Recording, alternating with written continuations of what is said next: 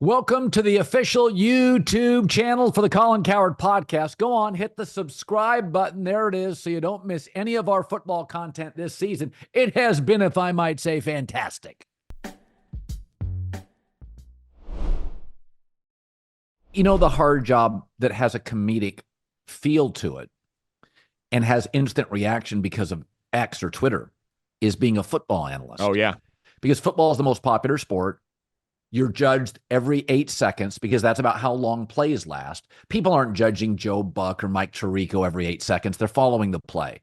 But they are judging Chris Collinsworth and Tony Romo and Tom Brady. And it was thinking about this with Tom Brady. So let me just tell you how I see one of the things that offends me about Bitcoin, NFT. Success is hard. And people who invest in Bitcoin, I always think it's a shortcut. I've been in the stock market since 88. I've been buying and selling real estate, over 20 homes since 89, 90. I've had swings and misses. My career has been since 1987.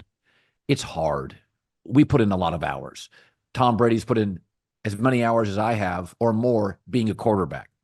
So when people are trying to sell me an NFT, it's like, oh, you don't want to put the work in. You're going to be diluted into this is get rich quick. And of course, it's a paradise for grifters, and NFTs all bullshit. 99% of them are all bankrupt.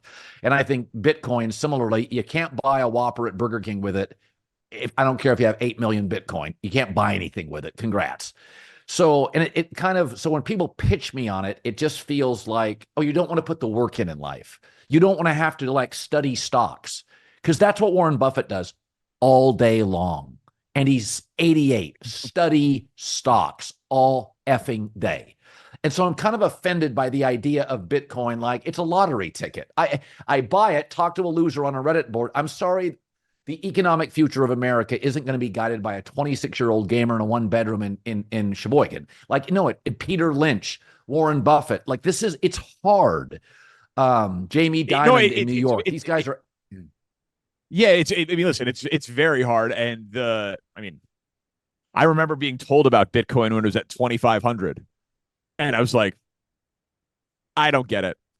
And it went to 60,000. And I'm like, oh, damn. Yeah. I wish I would have taken the time to actually understand it. Because I know some smart people that have definitely made a ton of money in crypto. I'm with you on the NFTs completely. But is it real money? What's the future of it? What's the end game of it? I have absolutely no idea. But that's an interesting thought on like the get rich quick thing, because it does seem like a cutting of a corner in some way, but clearly there are people who have made a gazillion dollars. I would take that corner cut if I was an early adopter of it.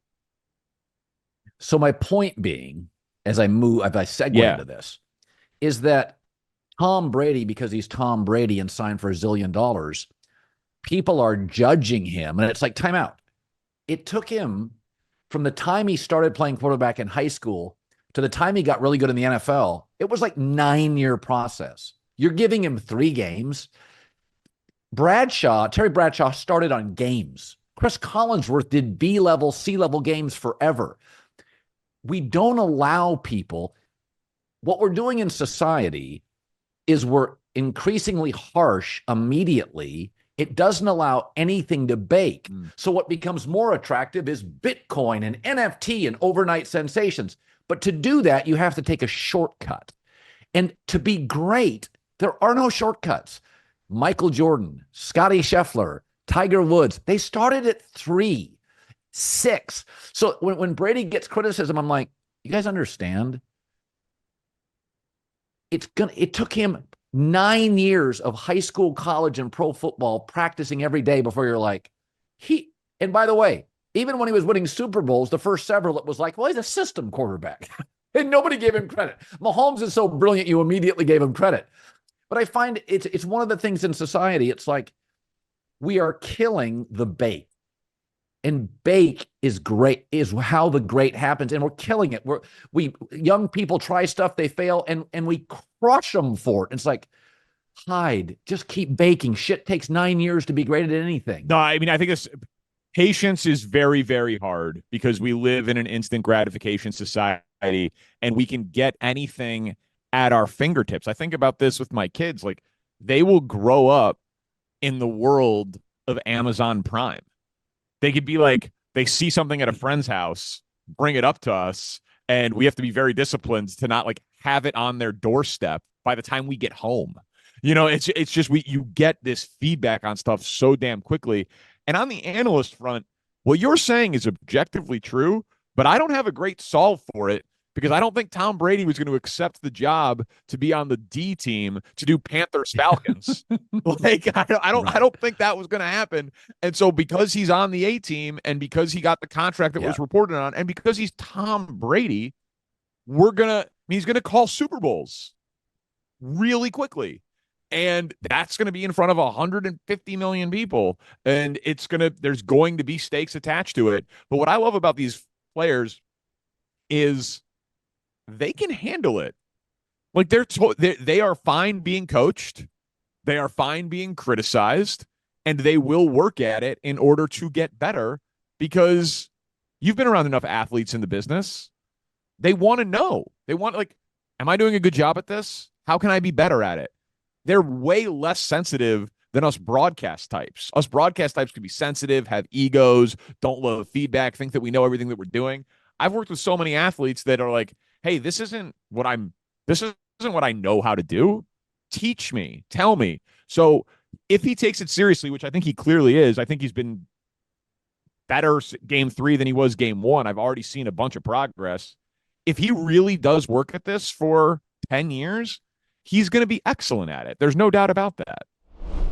We've talked on the podcast. I don't spend a lot of time. In fact, I've always argued, because Skip Bayless talked Cowboys incessantly, and LeBron. So I don't talk Cowboys as much. Good. Let's mostly not do it. Because the lead in, and it just doesn't interest me. But it is interesting that the Lakers and the Cowboys have become sort of the same business, where the brand is way better than the product, and that they're basically a family business. I mean, the Lakers are run by Kobe's agent. And I know Kurt Rambis and like him, but the Rambis family's involved. It's a lot of people close to the Buss family. And that's the same thing. It's Charlotte Jones, it's Stephen Jones, it's Jerry Jones. There's not a lot of outside influence. But they're remarkable brands. I don't think the Lakers are. I think Anthony Davis is just fantastic. I thought last year he was easily the best defensive player in the league, and Rudy Gobert, whatever. But I don't think they're a championship team. They just don't have. They're not close. These teams like Boston have like 8 really good players, 7 really good players. But I look at the Cowboys, and it's this. What I'm about to say is really insane. Oh, good. That if you really take a deep breath, the Cowboys have not won multiple playoff games in any year in 29 years. Now, just think of that. That's not a big ask. The NFC, the last 4, they've had good quarterback play. Romo and Dak are B+ to A- quarterback. They're very good quarterback play in the Kirk Cousins mode. They've had offensive coaches who were more than competent. I mean, they've had some offensive coaches. And I'm always fascinated by really successful people, Jerry Jones, that have a blind spot that is so obvious. The radio hits, the fact that he wants to be called GM. And I'm like, Jerry, you're this oil maverick. You're a brilliant businessman. He and Stan Kroenke are 2 of the smartest guys in the league. Other owners lean on Jerry. Does he not get how dysfunctional? I mean, they always lead the NFL in retaining their own draft picks. And so is it ego? Is it a blind spot? Jerry's vanity and personality. I'm fascinated when I see like Elon Musk similarly. Does he not see what he is? Well, listen, or are they sociopathic? Yeah, I think you've probably met a lot more billionaires than I have. You know a lot of normal ones.